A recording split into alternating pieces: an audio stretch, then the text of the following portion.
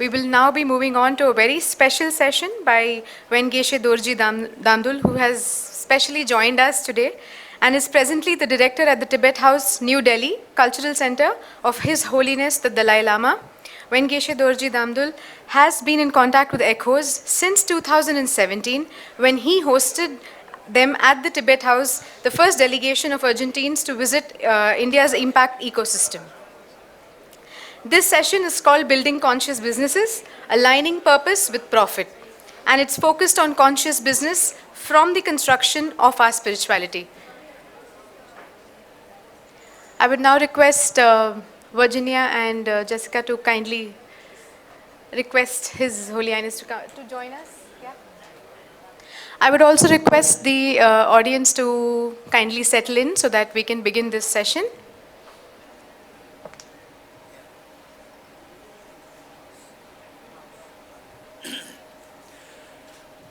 I welcome you all. It's a great joy for me to be here at the conscious business from the construction of our spirituality, the importance exploring within ourselves to then make and give to the world initiatives focused on the common good. It was several years that I know the Maria Virginia, and just now I came to learn that the Jessica was also there in Tibet House, and today I'm meeting all of you. It's great joy for me indeed to be with all of you here. So basically here we see that this is about the business, the commerce and so forth, and yes, of course, my life. Just for you to give you a little bit about my life. It was in 1988 that I completed class 12, and for 4 years, it seems like many of you are from my age group and others who are younger. For 4 years, when I was class 9, 10, 11, 12, for 4 years I was thinking of becoming a physicist. And before that, I was keen on mathematics, and then class 9, 11, 12, 4 years, more on physics and mathematics combined together. So then the whole life took a turn to philosophy, and for many years in philosophy, and then eventually, after completing my formal studies in philosophy, in Buddhist philosophy, then I got the opportunity to have an audience with His Holiness the Dalai Lama. Then His Holiness asked me, what are you going to do now? You have finished your studies, what are you going to do? So I was more interested in my personal practice. Then His Holiness, many of you already know, His Holiness is extremely practical, and he said that your personal practice is one person, but you can benefit many people. Why don't you go in this direction? So for us, His Holiness, whatever he says is extremely the guiding light for us. So I took it from there on. And then finally what happened was that in just the same year, 2002, after completing my philosophy studies, then I received an email from the office of His Holiness the Dalai Lama asking me to go to Cambridge to improve my English, go for my English improvement, Cambridge University in England. So through the office of His Holiness, I was sent there, very briefly though, and then that was my first exposure to the outside world.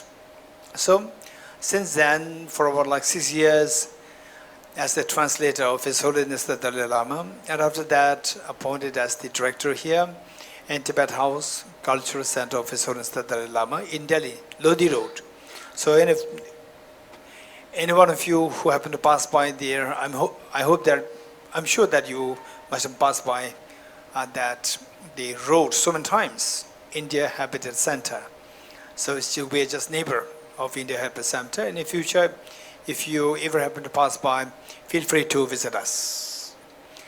So meanwhile, in the capacity as the director of Tibet House, not just teaching philosophy, but I had to really be in to put on various caps, various hats. So sometimes meet with the business people, CEOs of big mobile companies. I have to meet them. They were into stress, and then they were asking for counseling, meeting with them, and then again, some of the CEOs, they come to attend my lecture, and they could hardly sit for 1 minute. They stand up, go around on the mobile, again come back, again listen to my talk 2 minutes, again stand up. It's a mental torture for them. 24/7 mental torture. Sleep, no sleep, mental torture. Just the mind going like this. So with all these experiences, and then particularly, I don't know how many of you know this book, The Leader's Way, the book by His Holiness the Dalai Lama and the economist, Professor Lorenz. Two of them wrote a book on business, ethics in business. So the book is entitled Leader's Way. Leader's Way. So I would highly recommend you to read that book. And while His Holiness and Professor Lorenz, when two of them were writing this book, I was the translator of His Holiness the Dalai Lama. So this book came out through my tenure as His Holiness the translator. And then while here in Tibet House, I met Maria, the Virginia, and she's so keen.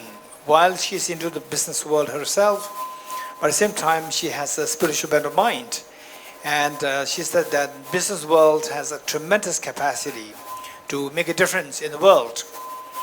The politicians, they have great capacity. The bureaucrats, they have the capacity to bring a change in the world. Likewise, the businessmen.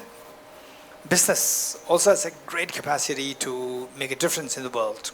So, for that matter, she asked if I can give a talk, and at the end of my session, if I can lead a short retreat, short meditation, I would say. And it is my joy actually to do so.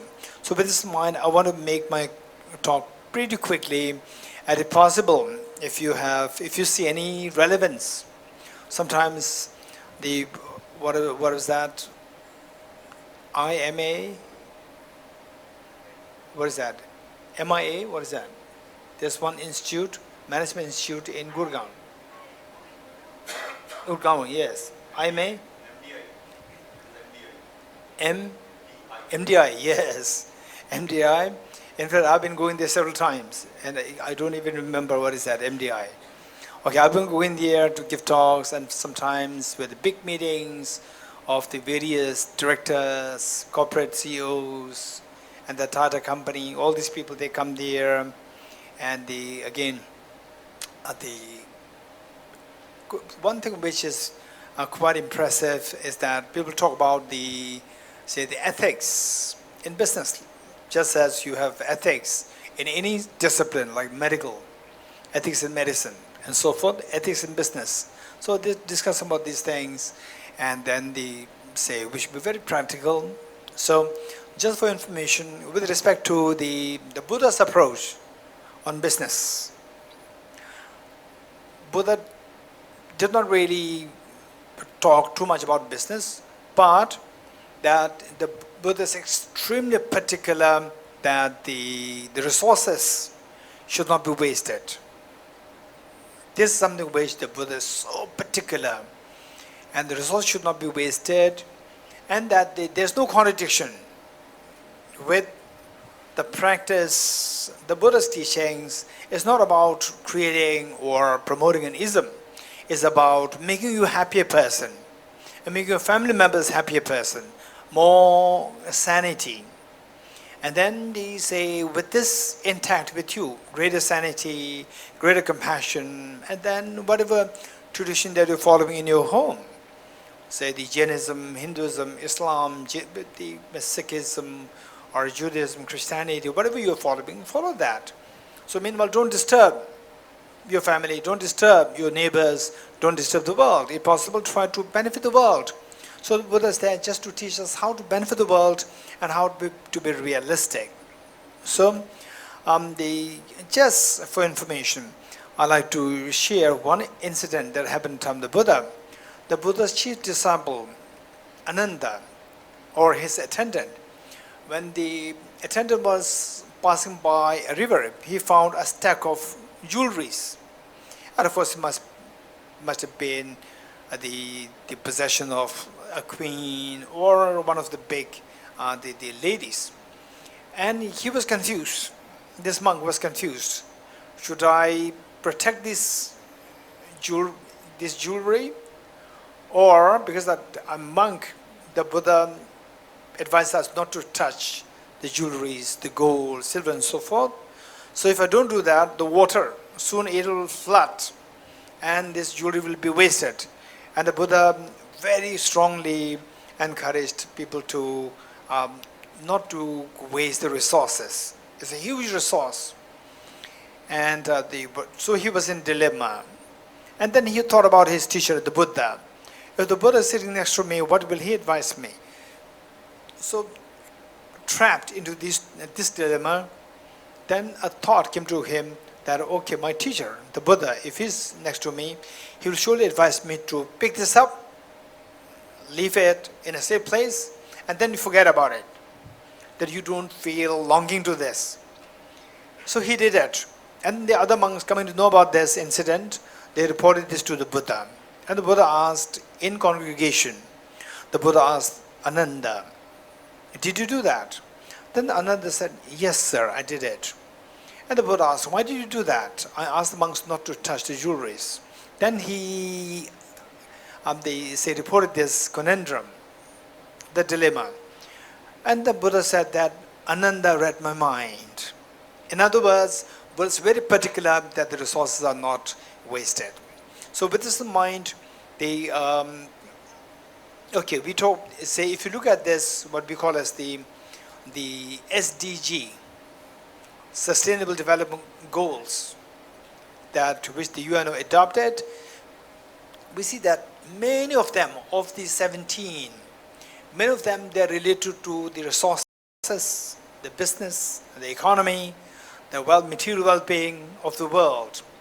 So this is undeniable a reality.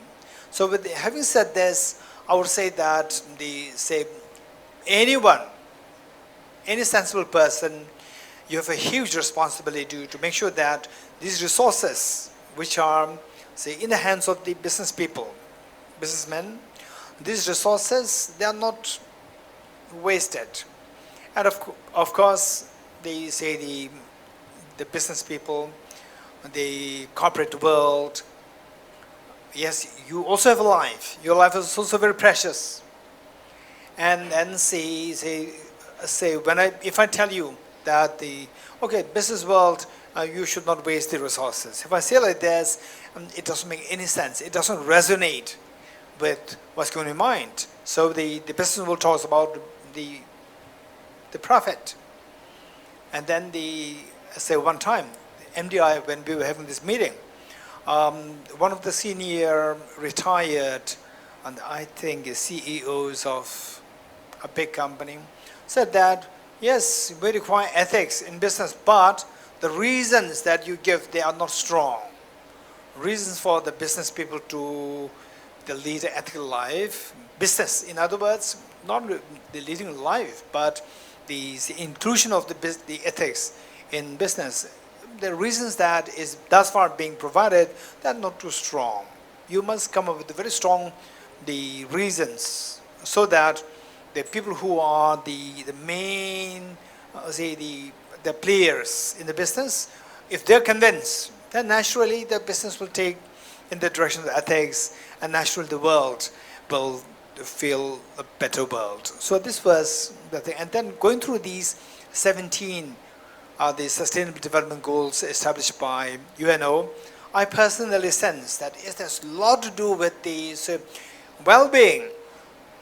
The number 3, the well-being, only one.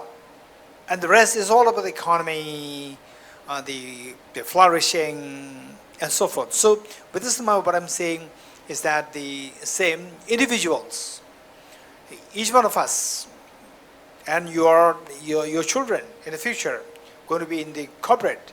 So you also feel alive, and how you can actually, while not compromising your well-being, while not compromising your business, your interest, your profit, how can we make, say, the change in the world?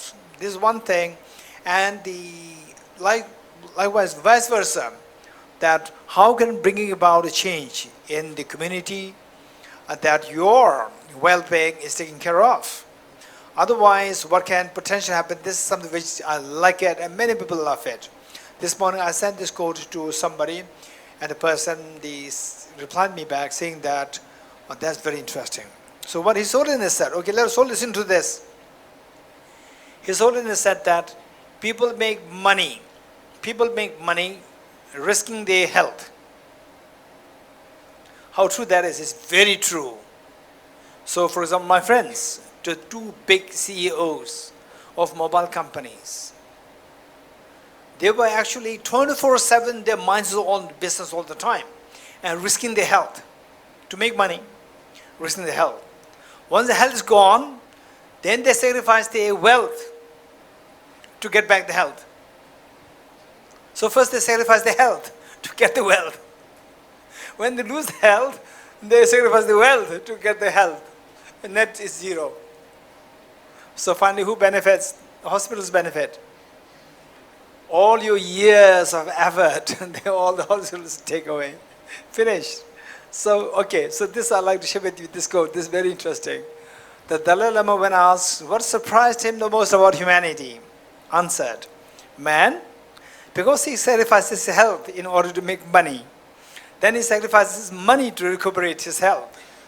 And then he is so anxious about the future. The future. You say, my friends in the business world, they hardly get time to eat food. For what? I have this work, office work, this work. So he's so anxious about the future that he does not enjoy the present. The result being that he does not live in the present nor in the future. So he is nowhere. So this is one thing. And then when he lives as if, oh, it's business.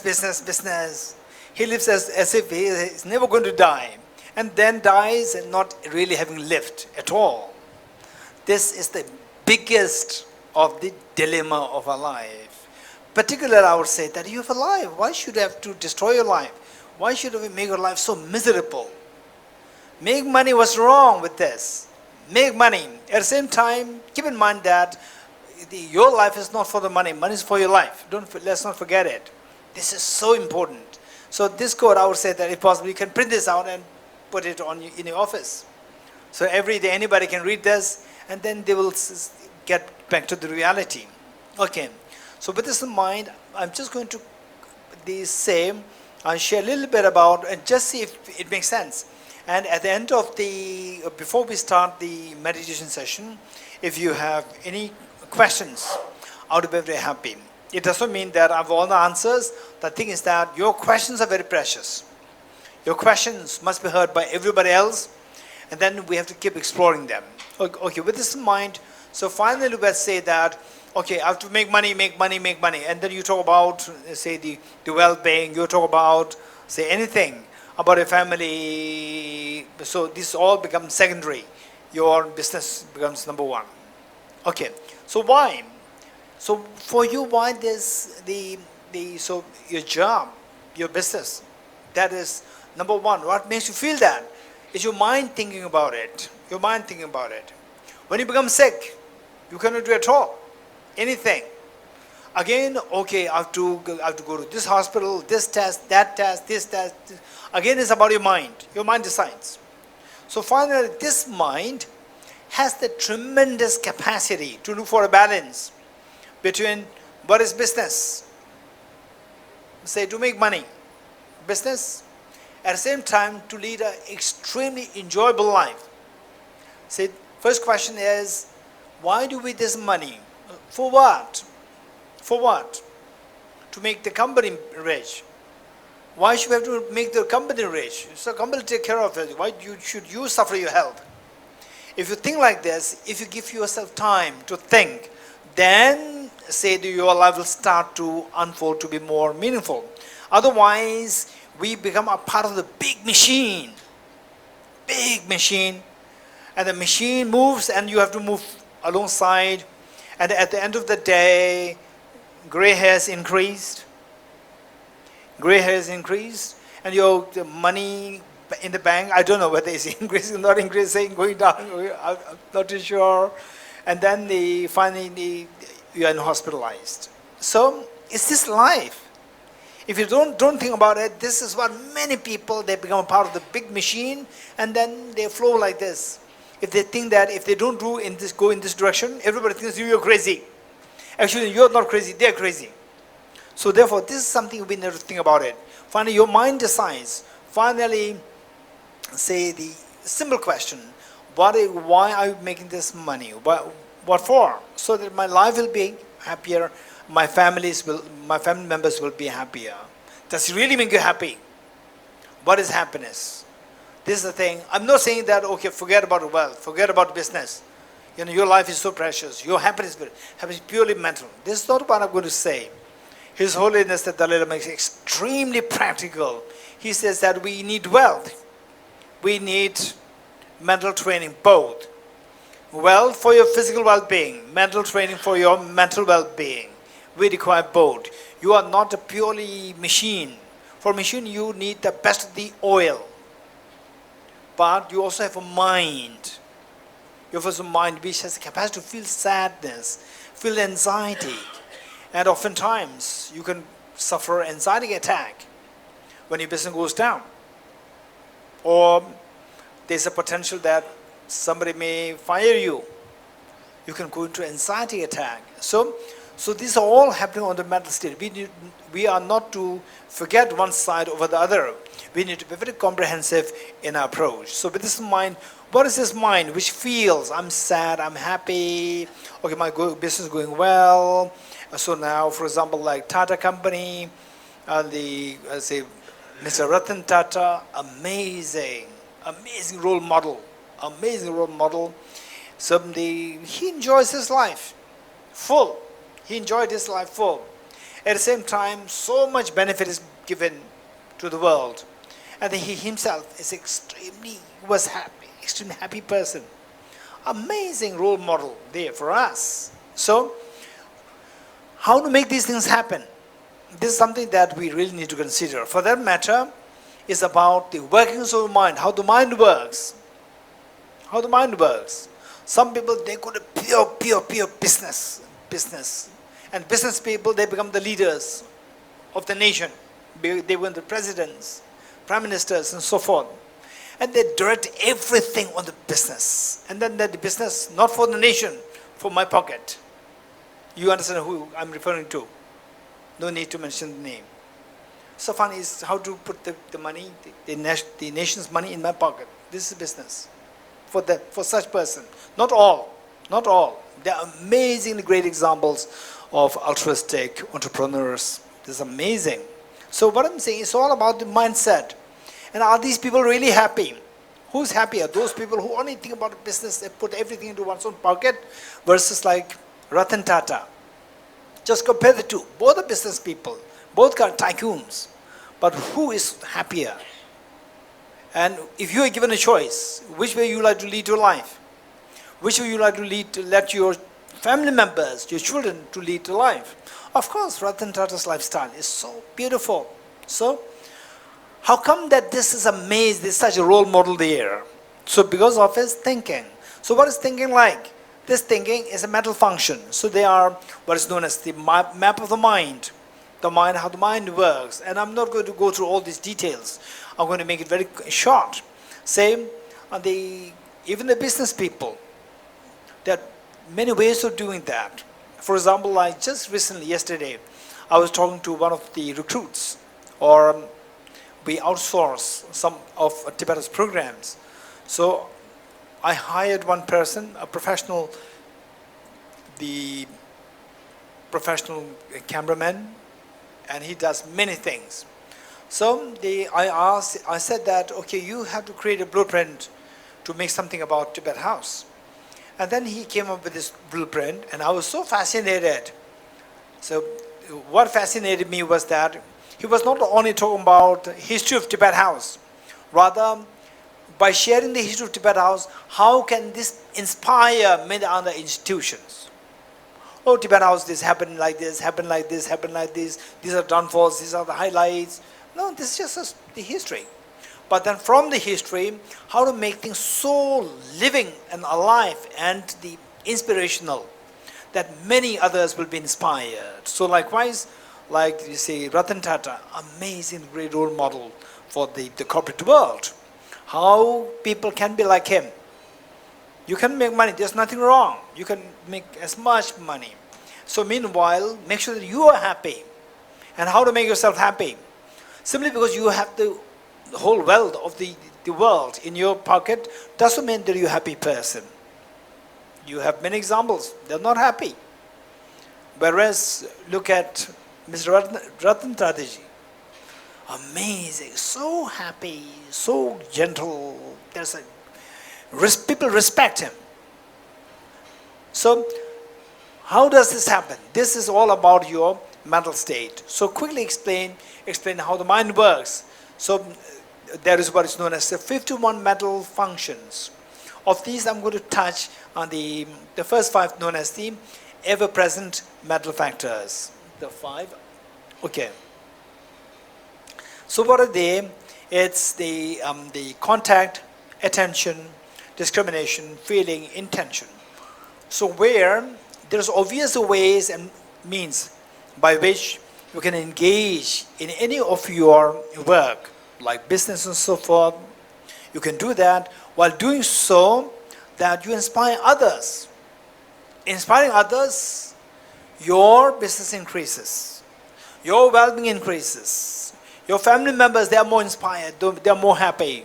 They are being respected. You are being respected.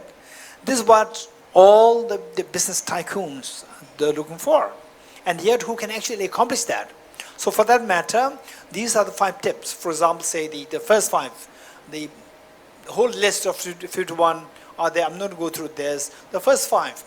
So if we come to understand this well, then we see that we are in a life.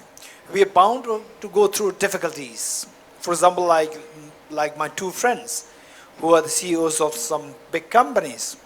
And their mind is 24/7, just say, without any control. It's automatically working like this. And I'm sure some of you, your mind works like this. So this was something without control. Daytime, nighttime, no control. So what is happening? And they know that it's very, very destructive. It destroys their health. They suffer their health. And not only their health, their family members, their health also goes down. Because they are dependent on him, they are dependent on her, and then he or she, their health is going down. And if he or she is gone, then who is going to feed them?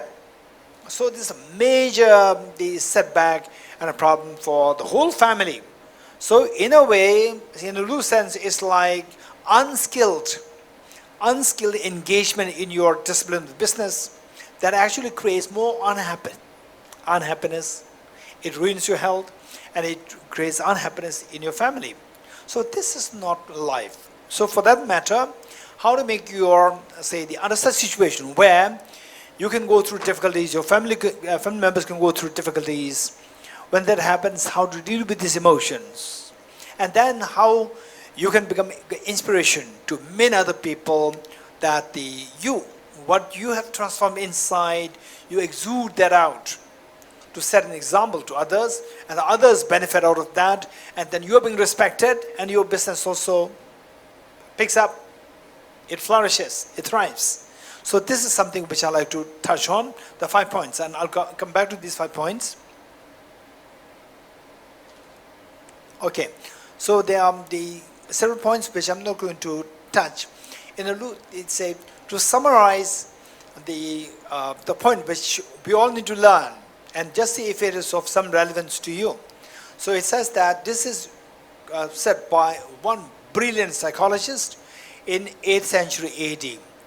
The Indian master, Bodhisattva Shantideva. So what is said is that they say, we all want, for example, the business is about the money. Money is about your physical well-being. But we have the mind also. And then they say the doctors, again they go in their own discipline, politicians, everyone goes after their own discipline. So they have, what is said is that whatever you're doing that for your well-being. This is something that we need to acknowledge. Sometimes we fail to acknowledge that, and then this is when His Holiness the Dalai Lama says that you make money sacrificing your health. This is where we are being extremely short-sighted. You think that money is over your life, your health. When health is gone, then you regret. Health you earlier had, good health that you earlier had, even though with the best of the surgery and so forth, you cannot get it back. You'll get back the, say, like a second-hand car, not the first, the good car, you'll never get it back again. The first good health that you have is like the fresh car. And after that, you sacrifice your health to get money. Once you get a little bit of money, you lose your health. To get back the health, you sacrifice your money. So this health, second health that you're getting, that is second hand, is not the first hand. And this is by no means going to be as healthy, rigorous as the first one. Let's not forget it. So with this in mind, they say it's all about, say, managing a balance between, say, seeking after material resources and seeking after your mental well-being too. Balance. So how to strike this balance? This great teacher, Bodhisattva Shantideva, he said this. Just imagine that, okay, I need to have the best of everything.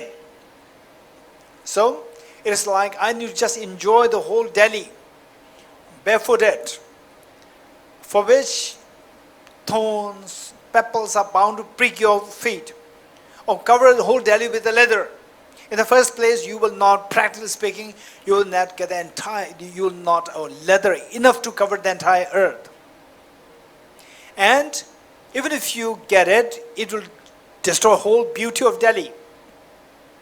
So the wise people, what they do is that instead of looking for the wealth covering the earth outside with the leather, they cover your 2 feet with the leather and walk. That suffices covering the entire earth with the leather. So in other words, what this great teacher is saying is that tame your mind. Tame your mind while working to make money, while working to flourish, thrive, the prosperity. Meanwhile, don't forget to take care of your mental health. If you take care of that, everything is taken care of. So this is the important. Now next is how to take care of this. How to take care of this. Oftentimes, you see that you go to spiritual gurus. They said that, okay, say, be nice, be good, don't have stress. Hey, businessman, don't have stress. Yes, I'll not have stress. But you're stressed. Tell me how not to have stress. No, don't have stress. Right? This is not approach. This is extremely unwise approach to say that not have stress and not teaching you how not to have the stress. So next question, how not to have the stress when you go through difficult times. So for that, I'd like to touch some of the aspects here. This is interesting. Say, stress, how many agree with me that stress, there are 2 kinds of stress, physical and mental stress. Physical stress, sometimes you overwork, 10 hours, 12 hours, 16 hours a day. You feel so stressed and exhausted. For this, what should we do? You listen to counseling. It will not work. Lie down, sleep. Take good rest. Eat well. Take good rest. 8 hours sleep. The next day you get up, you're totally fresh. Whereas there's another level of stress where your business is crushing down. And somebody says, no, rest, sleep well. You'll be okay. No, in sleep you'll be traumatized. So here stress is very different. One is mental stress and the other one is physical stress. Physical stress, make sure that you take good rest. For the mental stress, you have to know how to manage your emotions. So for that matter, say that the questions asked, if you can really have a stress-free life, 100% stress-free life. So the two approaches are, you see two approaches. One is by Charles Darwin. Charles Darwin's evolutionary theory. The survival of the fittest principle. So where he said that no, we cannot have 100% peace of mind, 100% stress-free, because that we require these emotions: attachment, anger, jealousy, and in the corporate world, competitiveness, competition. So these are required. If you don't have these, you cannot survive. Then you are the loser in the competition. Finish, you die. This is what Charles Darwin said.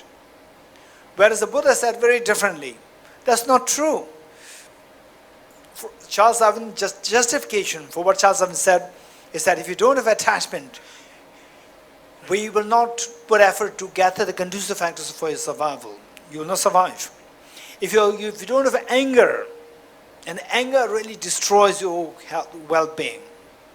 Jealousy destroys your well-being. Competition, bad competition.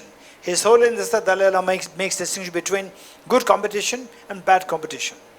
Good competition where the other grows and you also grow. Both sides grow. Bad competition where you pull down the other side in order for you to grow. This is very destructive competition. One day the other side is stronger, will pull you down and you die. So this is very bad competition. That will destroy, that involves jealousy. That will destroy you. And it involves a very evil thought process, and that will eat your immunity. To get back this immunity will cost you, say, like 50 lakhs rupees to get back same immunity. You cannot get the same. Similar to that, 50 lakh rupees. And for just like 10 lakh rupees or something, you sacrifice this immunity by anger. Anger eats up your immunity. It destroys your immune system. So with this in mind, the Buddha approach is very different. Buddha said, no, you can have the best of the life with the greatest of the ease, stress-free life, without having to resort to these emotions: attachment, anger, jealousy, fear, and so forth. So how to do that? This is what I'd like to touch very briefly. So the first thing is that inner life. So by the way, raise hands those in your life. You see that yes, beyond the business, keep aside the business, there are many different life challenges. Raise hands. Where you feel so low, unhappy. Raise hands. Yes, very sad, anger. Yes, we go through these. Deep, deep, deep sadness. Where you may feel that, for example, one time, say, in fact,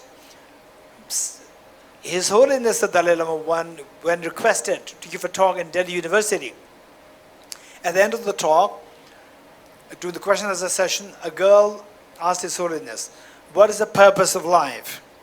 And His Holiness the Dalai Lama, without second thought, said that the purpose of life, he said, we live on hope.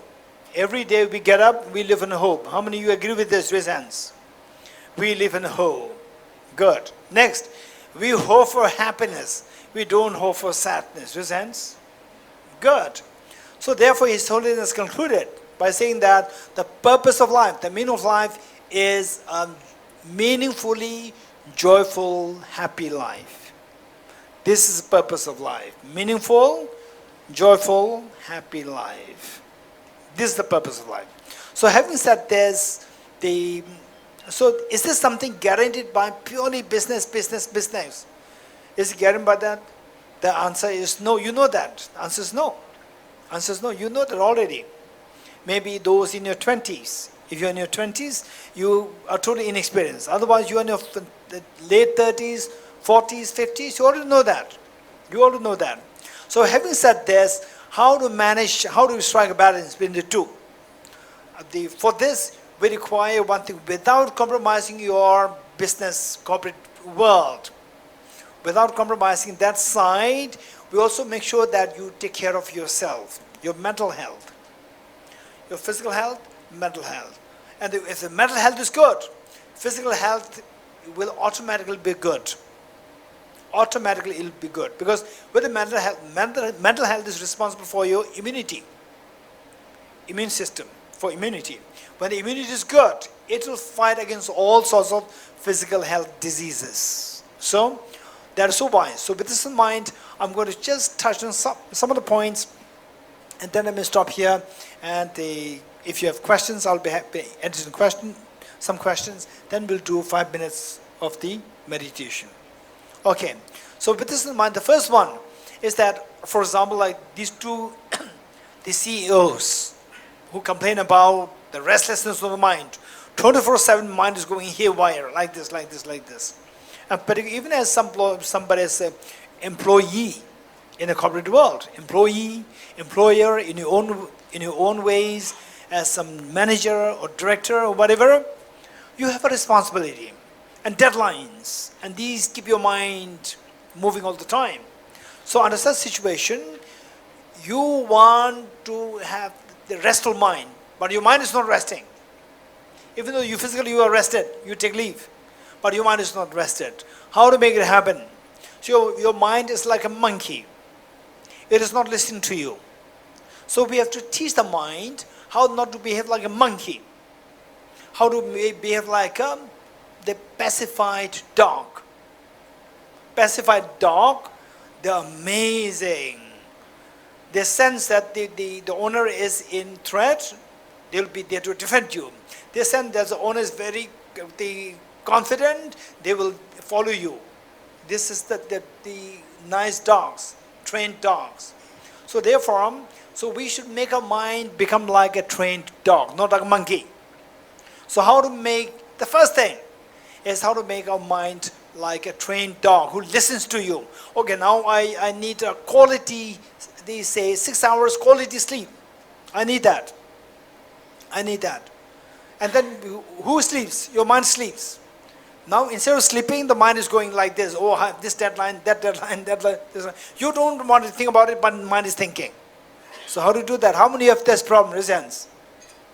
In your sleep, you have this deadline. I don't want to think about it. I just want to have sound sleep so that next day will be a quality day.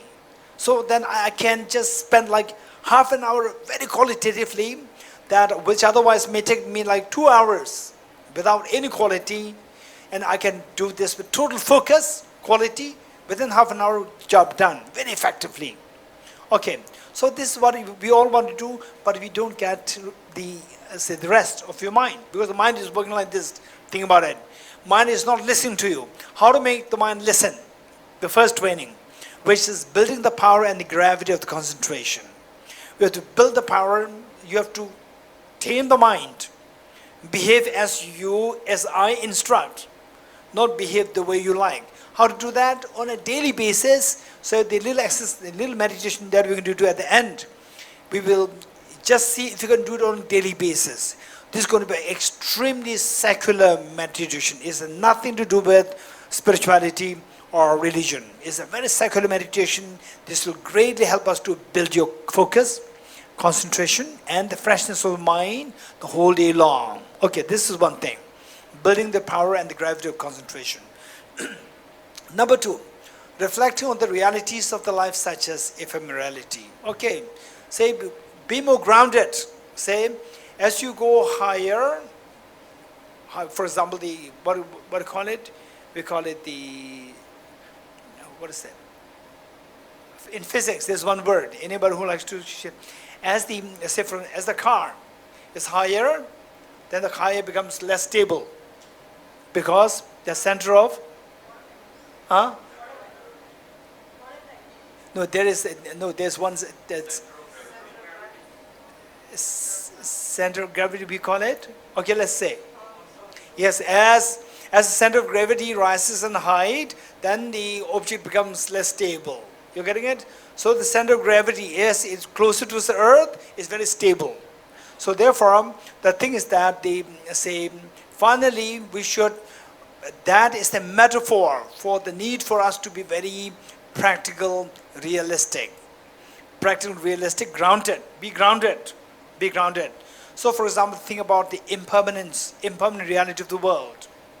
We see in our life, say, each one of us, I can see that many of you are my age and many of you are younger than me.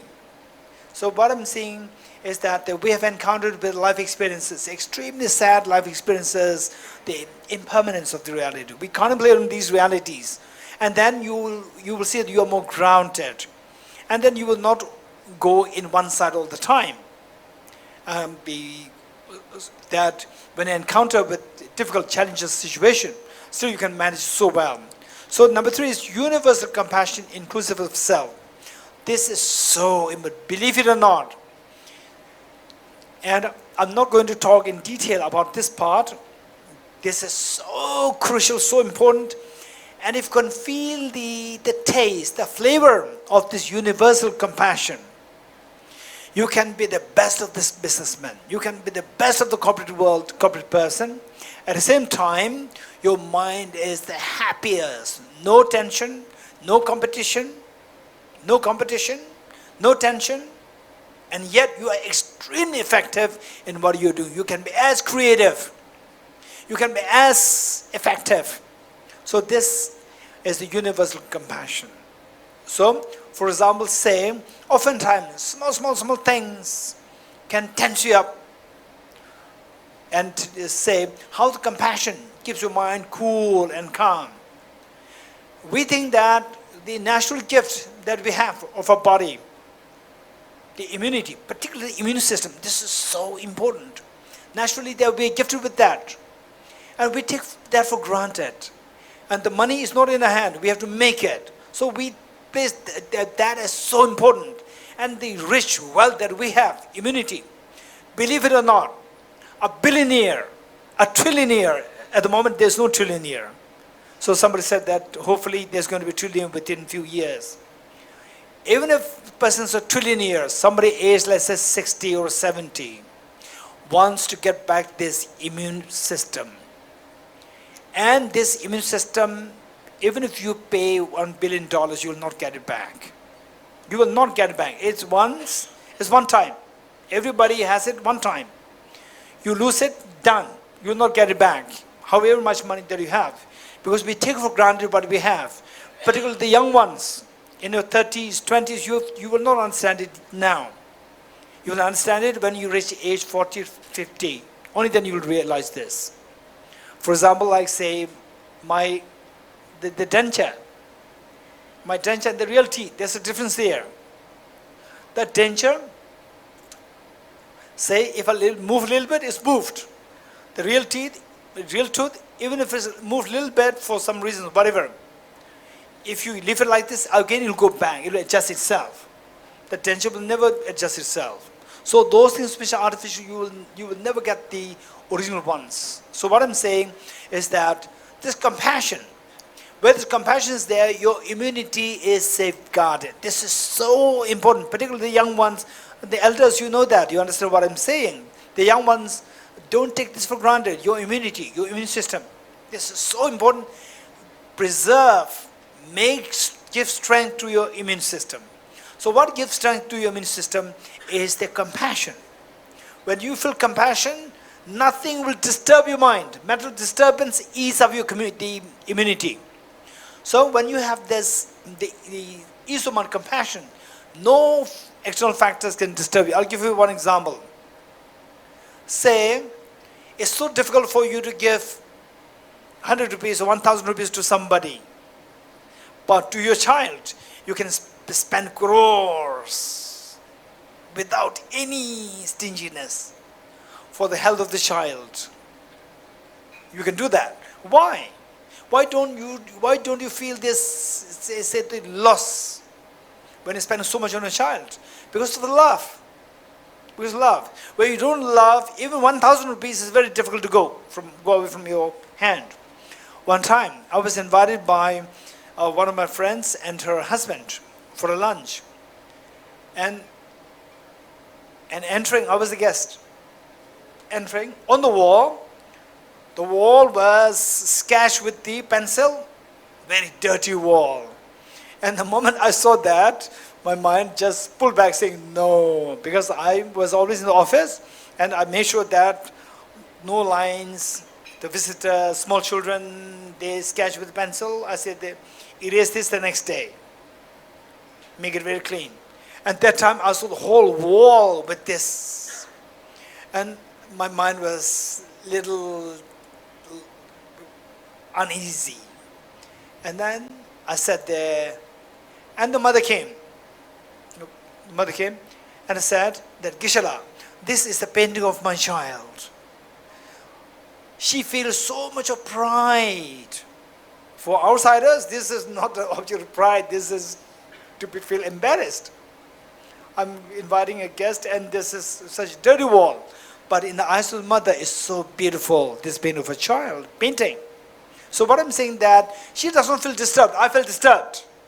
Why? Because I don't feel this affection to her children as much as how she felt towards the children. When you feel the affection, compassion, your unnecessary mental disturbance are all gone.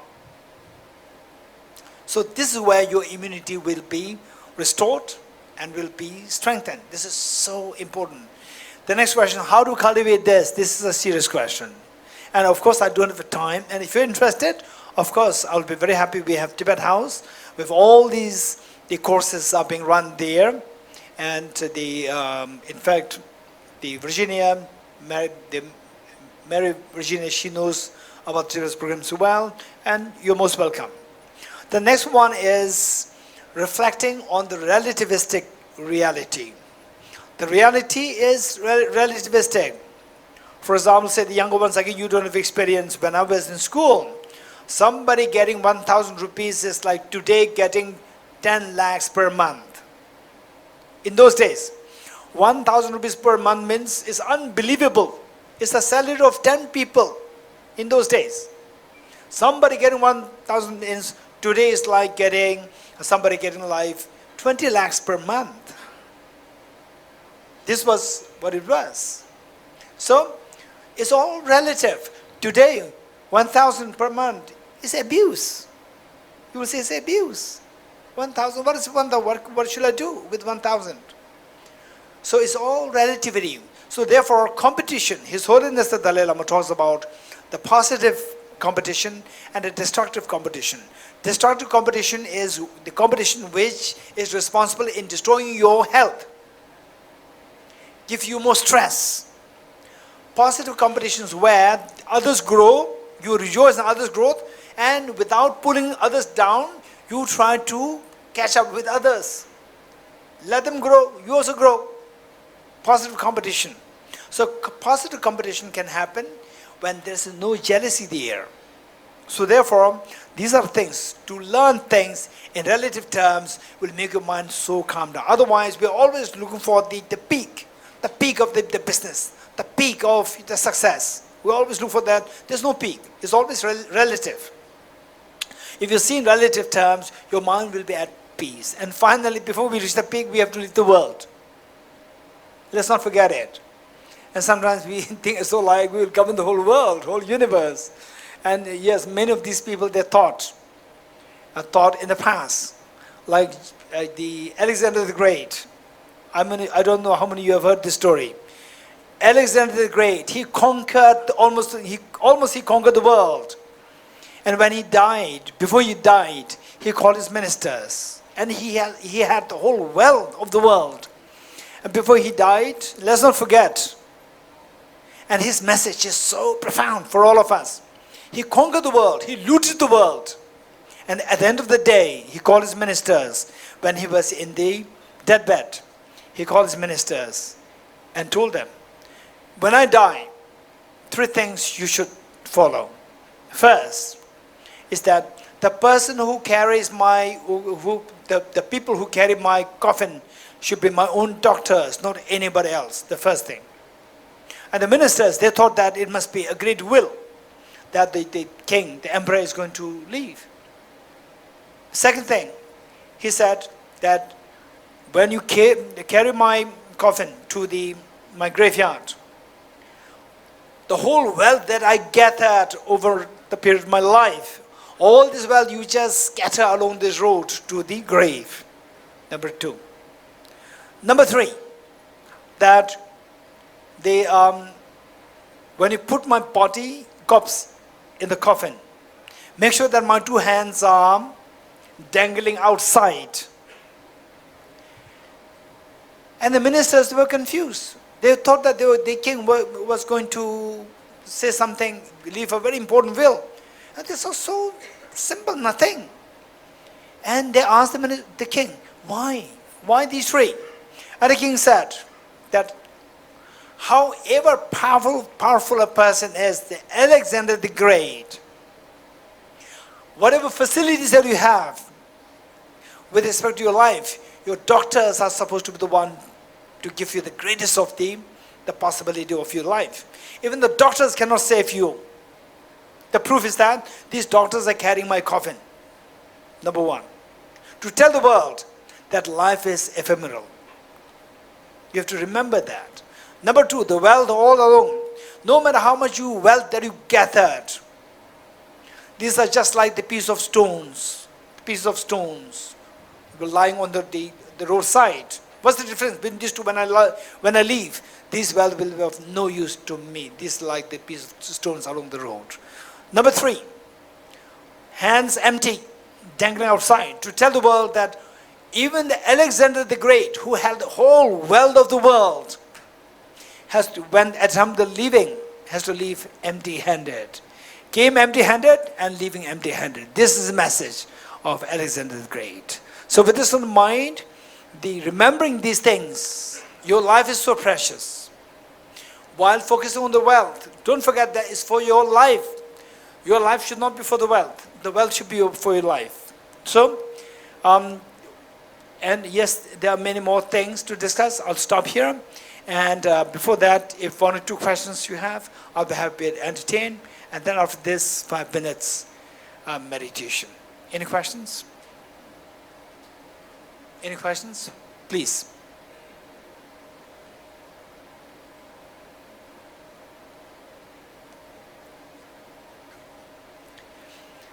Okay, one, Jessica.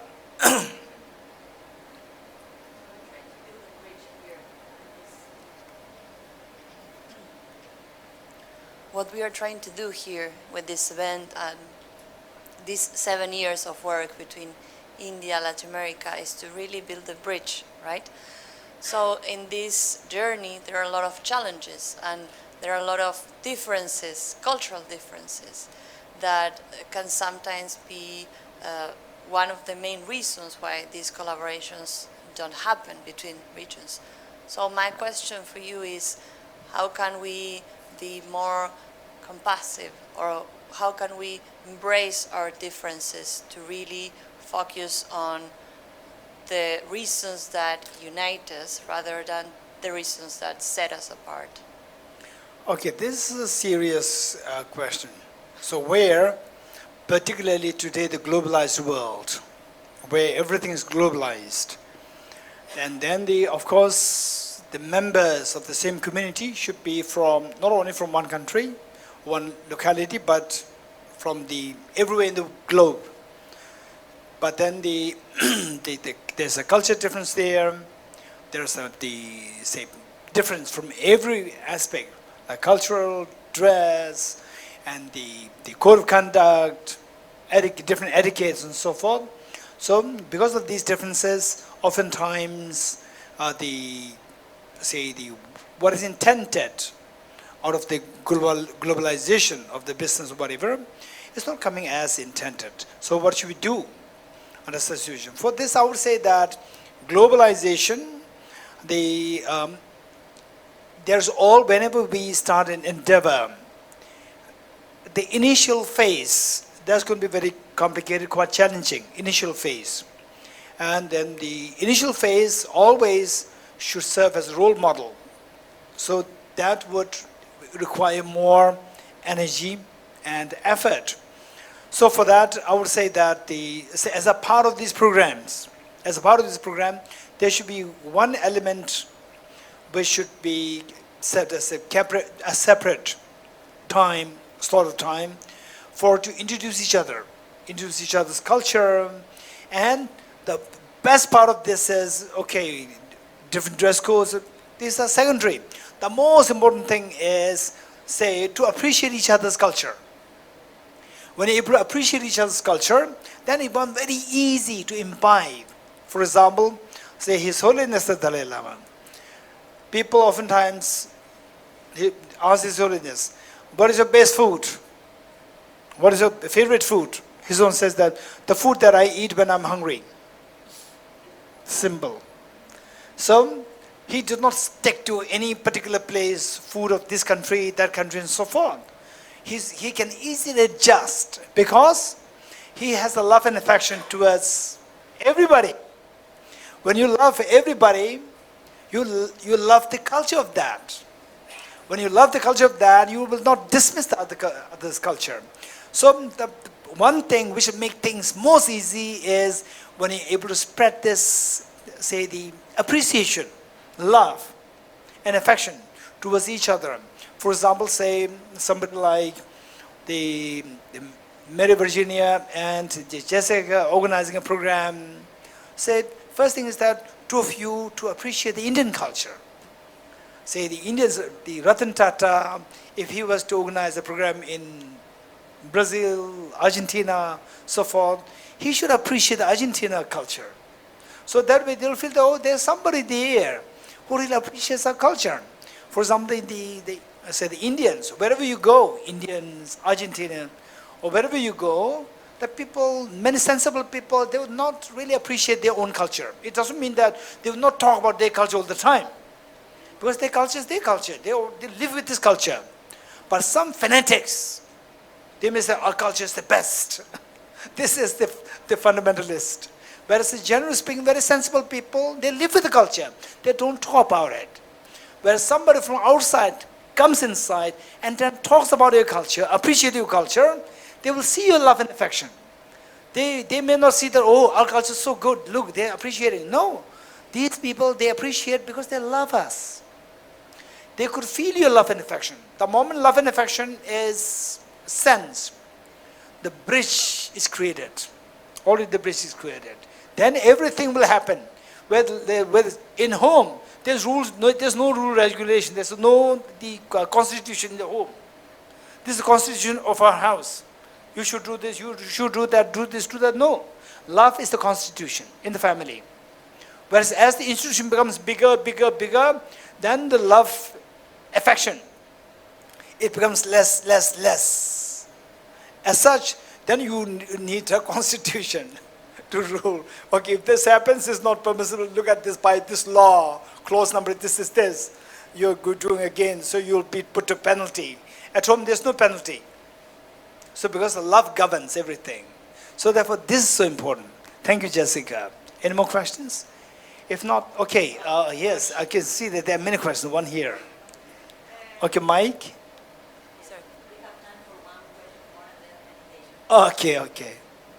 So maybe one lady, one gentleman. Okay. During the break, we had a very beautiful and deep conversation with some of the group. We had two questions, and then we discussed those ones. What is spirituality, and what should be the connection between spirituality and business? What would be your answers for those? What is spirituality, number one, and what is the connection between the spirituality and mysticism? And business. Business. Oh.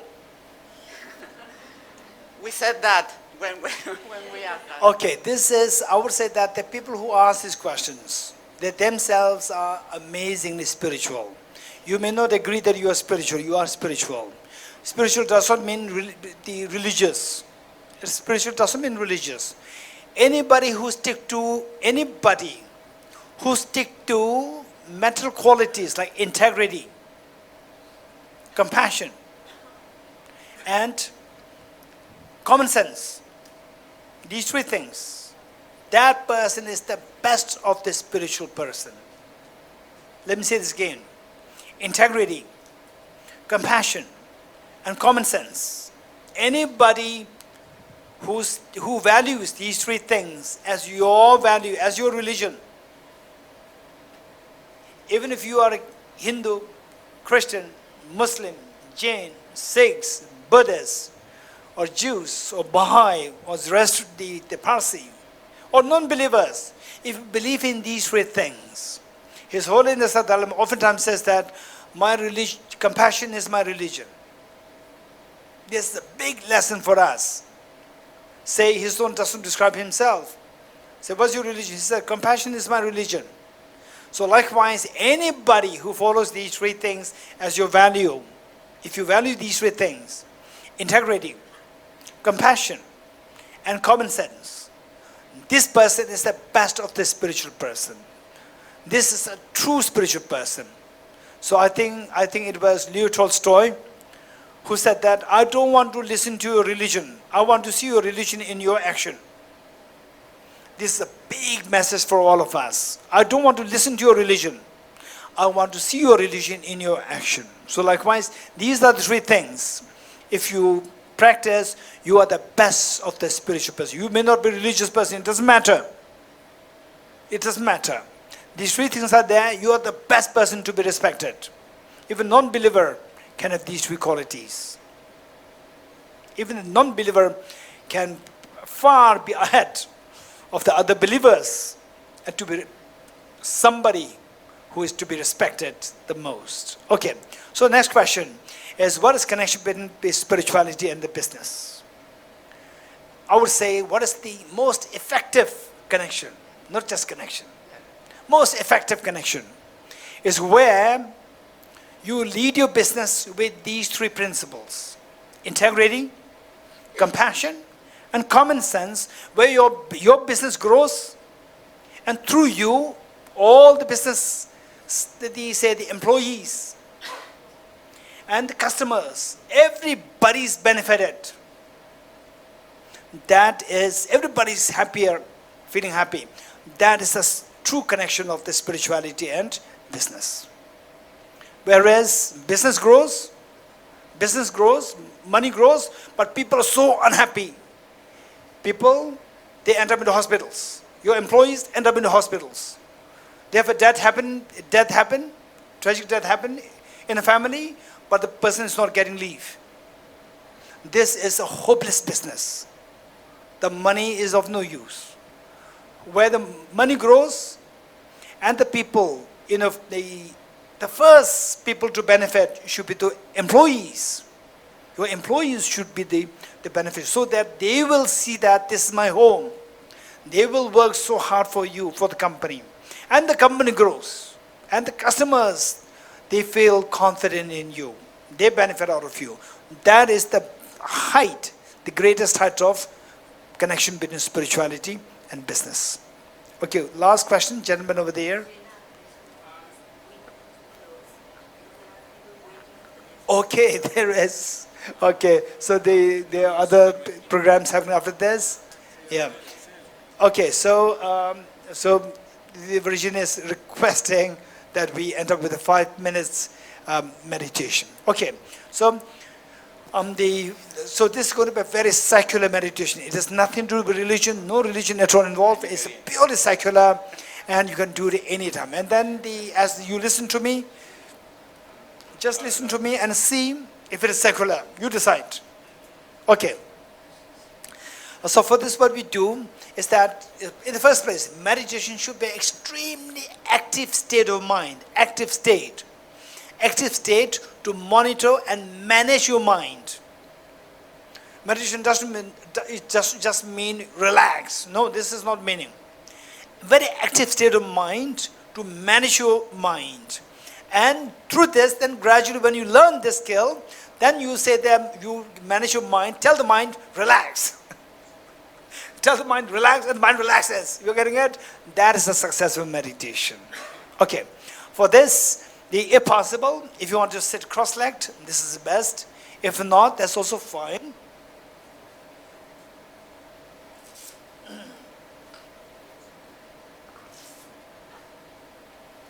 If you want to sit cross-legged, sit cross-legged. The most important thing, two things very important. The first one is, don't lean against the support. Back support. Don't lean against the back support. Just sit upright. When you sit upright, make sure that your body is flexible. Make sure that your body is flexible.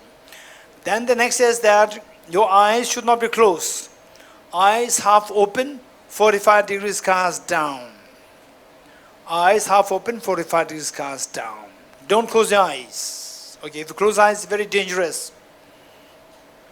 Okay, the next, the rest is fine. Then what is important is that the breathing is so important. Breathing, and I like to share with you a very quick breathing technique before we do the meditation. Okay, with your right hand, the forefinger raised, and with the hind side, back of the forefinger, close your left nostril, and breathe in deeply. Breathe out. Again, breathe in deeply. Breathe out. Breathe in deeply. Breathe out. Good. Now the left hand, forefinger, the back of the forefinger, block your right nostril. Breathe in. Breathe out.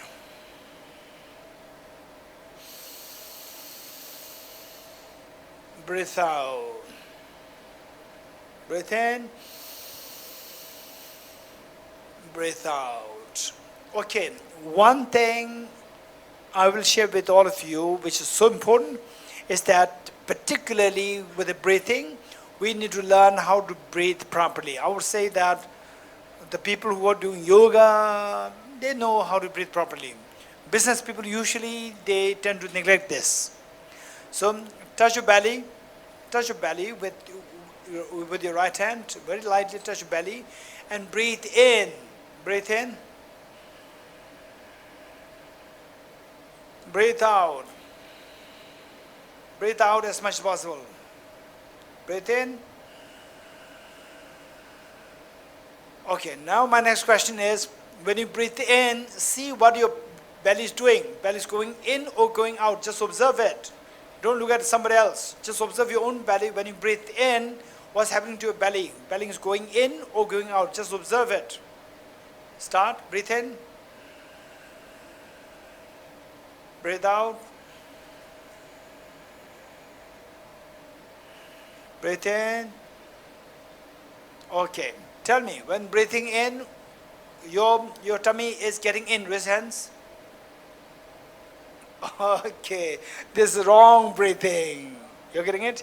When you breathe in, your tummy should get out. Naturally, if you're not aware of that, our tendency is that when you breathe in, the tummy gets in. This is wrong breathing. That makes you stressful, unnecessarily for no reason. So you get up, you feel mentally heavy, and you talk to the person, there's heaviness there. It's all because that your whole body cells, they are not getting enough oxygen. When you breathe in, your lungs should get more space. But you are squeezing the tummy in, the space is made less. So the oxygen getting in is so less. When you breathe in, your tummy should get out. So that lungs will expand and you get so much of oxygen. And the whole body will get rich oxygen, and you'll feel that within 1-2 days time, you'll feel that your mind is relaxed. Your mind is so calm, peaceful. You'll feel you must observe this. Okay, this is one exercise that you have to remember. So the next is, just focus your mind on the spot between your visual tantrum, nose and the upper lip. Just touch the spot. Don't look at it. Touch the spot. Scratch it. You could feel it. Okay. Your eyes are not looking at it, but you could still feel that. There is your mental consciousness. So your mental consciousness should count the breath. Just count the breath. Your eyes should not look at the nose. Your eyes cast down and just count the breath. Breathe in, breathe out. Cycle 1, breathe in, breathe out. Cycle 2, we will do this for 5 minutes. And if you lose track of the count, start from 0. Okay, 5 minutes. Ready?